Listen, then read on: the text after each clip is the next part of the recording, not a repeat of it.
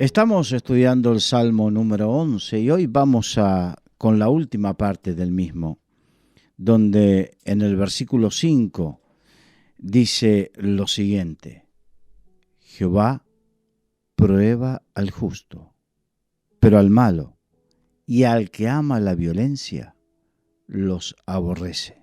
Hay que tener en cuenta el contexto donde dice Jehová en el versículo 4 que Dios está en su santo templo, Jehová tiene en el cielo su trono y sus ojos observan, hablando del hecho de que hay cosas que Dios permite que sucedan.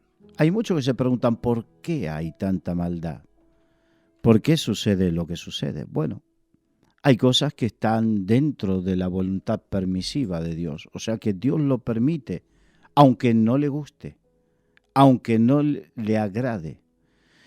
Pero en esa voluntad permisiva hay dos cosas que suceden. Uno, con respecto a sus hijos, dice que Él prueba al justo.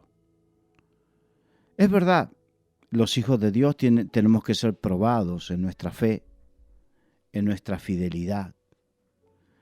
La calidad de nuestra fe, la calidad de lo que decimos y de lo que proclamamos, no se verá verdaderamente en su dimensión hasta que ésta sea probada. La calidad de un material no está comprobada hasta que éste es probado, hasta que éste es testeado. Y para eso tiene que ser puesto bajo presión, tiene que ser puesto bajo cuando se prueban los materiales, se prueba la fatiga de los materiales, se dice técnicamente. Y para eso tiene que ser probado en la capacidad de soportar tanto la cantidad de veces en que es probado como la cantidad de presión que soporta. Y así es la calidad de nuestra fe. Podemos proclamar y decir que tenemos fe. Esto nos hace acordar a Job. Job tenía una relación con Dios y Dios estaba muy contento con Job. De hecho, dice, ¿no has visto, no ha considerado mi siervo Job? O sea, Dios estaba enalteciendo a Job por su fe. Y Satanás dijo esto: eso es porque tú lo tienes cercado, significa lo tienes protegido. Pero déjame que lo toque un poquito y verás cómo reniega de ti. Y Dios ante ese desafío, tuvo que permitir que Job sea tocado. De tal manera, pero puso límites, le puso límites al diablo. Nuestra fe, nuestra proclamación de nuestra fe y la proclamación muchas veces de que somos hijos de Dios y que usamos la autoridad como hijos de Dios, será probada. Será probada. Será probada por diversas circunstancias, será probada con momentos difíciles, con momentos complicados, será probada nuestra fidelidad, nuestra paciencia. Será probado lo que proclamamos. Jehová prueba al justo. Dios permite que sus hijos sean probados.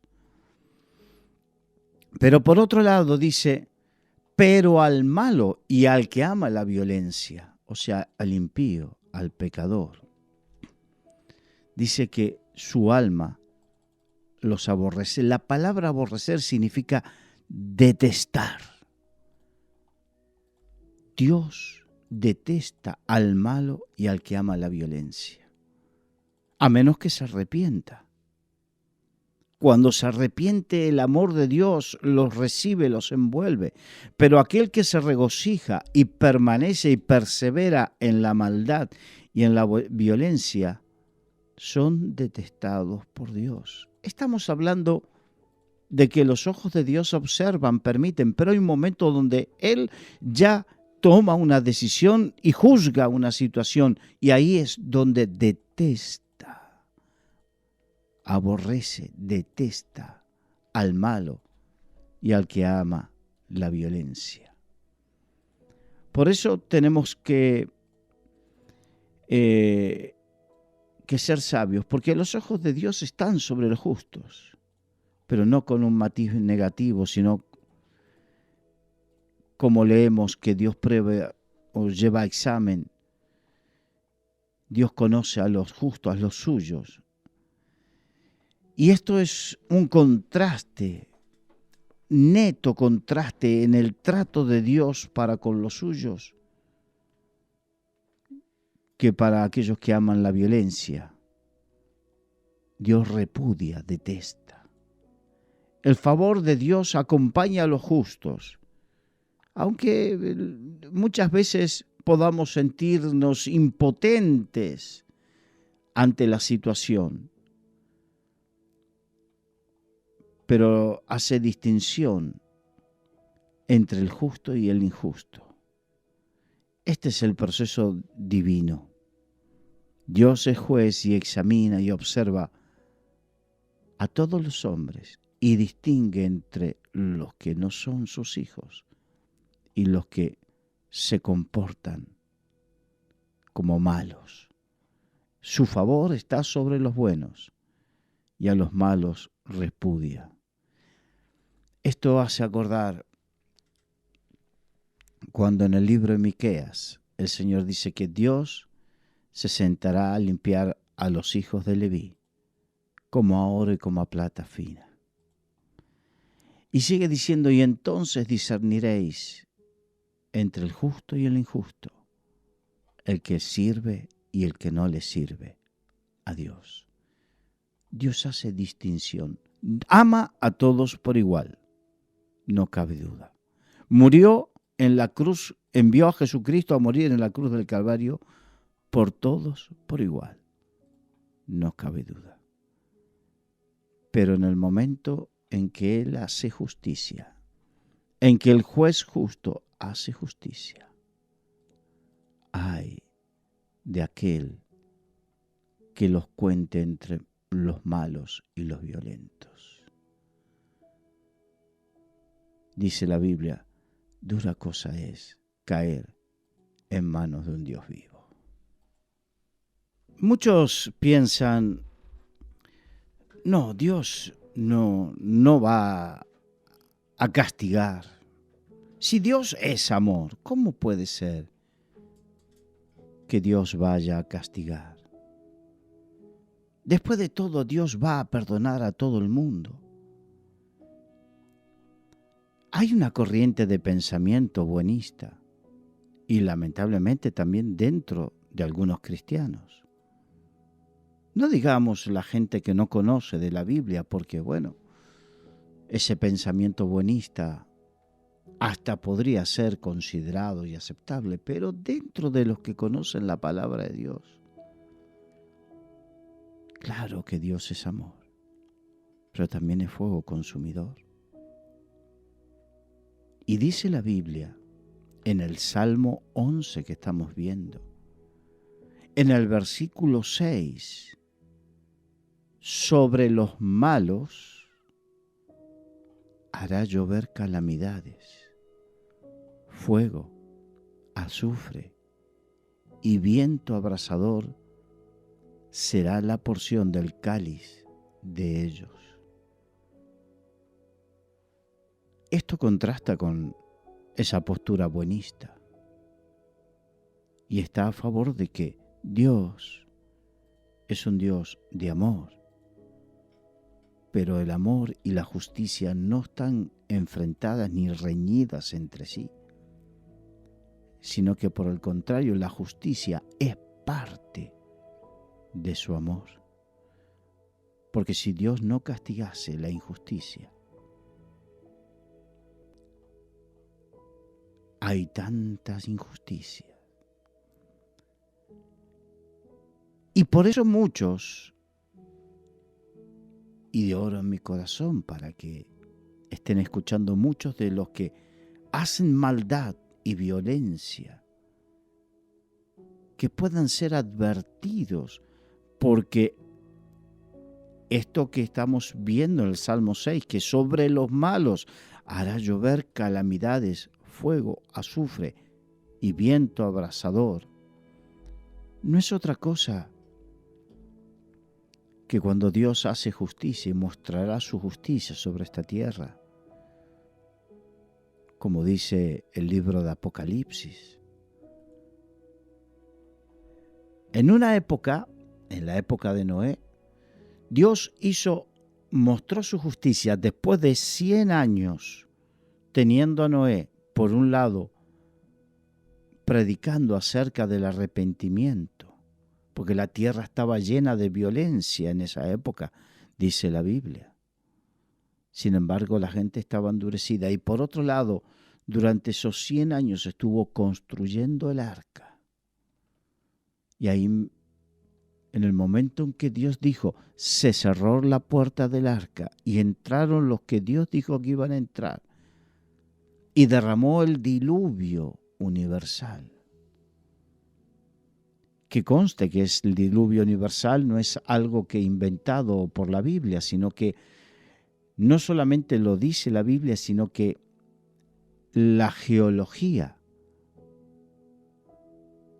afirma que hubo un diluvio. Las culturas antiguas, babilonias, sumerias, en sus escritos antiguos nos encontramos que hablan de un diluvio. Por lo tanto, tenemos el testimonio bíblico, pero también tenemos el testimonio de la ciencia y el testimonio de escritos antiguos de diferentes culturas que hablan de ese diluvio. Y el diluvio fue la justicia de Dios manifestándose sobre los malos y violentos. El Señor avisa que en los últimos tiempos iban a ser, entre otras cosas, como los días de Sodoma, pero también como los días de Noé. Pero esta vez no va a venir el juicio manifestado a través del diluvio. ¿Por qué? Porque cuando terminó el diluvio y se secó la tierra, Dios hizo pacto con Noé y con toda la humanidad y puso un arco iris como símbolo de ese pacto, donde dijo que nunca más iba a hacer su justicia por medio de agua. Por lo tanto, no va a ser agua, pero sí va a ser, lo dice el Apocalipsis y lo dice aquí Salmo 11:6, sobre los malos hará llover calamidades, fuego, azufre y viento abrasador, y será la porción del cáliz de ellos. ¿De quiénes?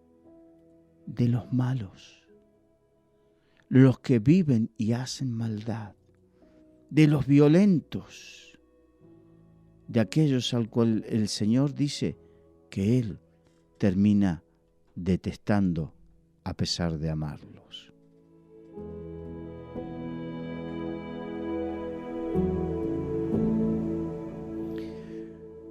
Y el último de los versículos nos explica el por qué.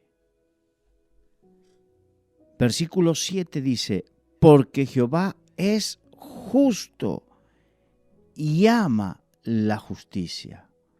Él es justo y ama. Él es justo, no puede negar su propia esencia, que es ser recto y justo y juzgar rectamente. Si no lo hiciera, negaría su propia esencia. Dios, aunque no quieran muchos, pero Dios ha de hacer justicia. Primero ha de juzgar, que es el proceso mediante el cual sale a la luz la verdad. Y ahí quedan retratados los justos y los injustos, los que se arrepienten de sus pecados y aquellos que perseveran en sus pecados. Y hace justicia porque Él la ama la justicia. no es algo que nos inventamos. Hay veces que cuando los predicadores hablamos de este tipo de cosas, la gente piensa que lo que queremos es asustar. No es cuestión de asustar, es cuestión de advertir. En el libro de Ezequiel habla del deber del atalaya y compara al predicador con el atalaya que tiene un deber. El atalaya es el vigía y dice que si el vigía, por el motivo que sea, no advierte de la venida del enemigo, Dios culpa de la vida de los que mueran al vigía por indolente. Pero si el vigía hace lo correcto, que es dar la voz de alarma, él salva su culpa porque hizo lo que debía. Así como voceros de Dios, muchas veces tenemos que hablar de estos temas, porque si tú que me escuchas te encuentras, te sientes en esta hora que estás dentro de esos malos que Dios detesta, es tiempo aún de que te arrepientas y pidas perdón a Dios y pases al lado de los justos. Porque un día, no puedo decir cuándo, pero llegará el día donde tendremos que comparecer ante Dios. Porque Dios es justo y ama que se haga justicia. Y termina diciendo, el hombre recto mirará su rostro. Sin santidad nadie verá al Señor. Sin haberse apartado del pecado y de la maldad, nadie. No por filosofía, no por pensamiento, no porque muchas veces escucho y dice, es que yo pienso. No es lo que tú pienses, es como Dios dejó establecido. Si no te gusta, no quieres vivir en rectitud, no pienses que verás al Señor cara a cara. El hombre recto, ese mirará el rostro del Señor.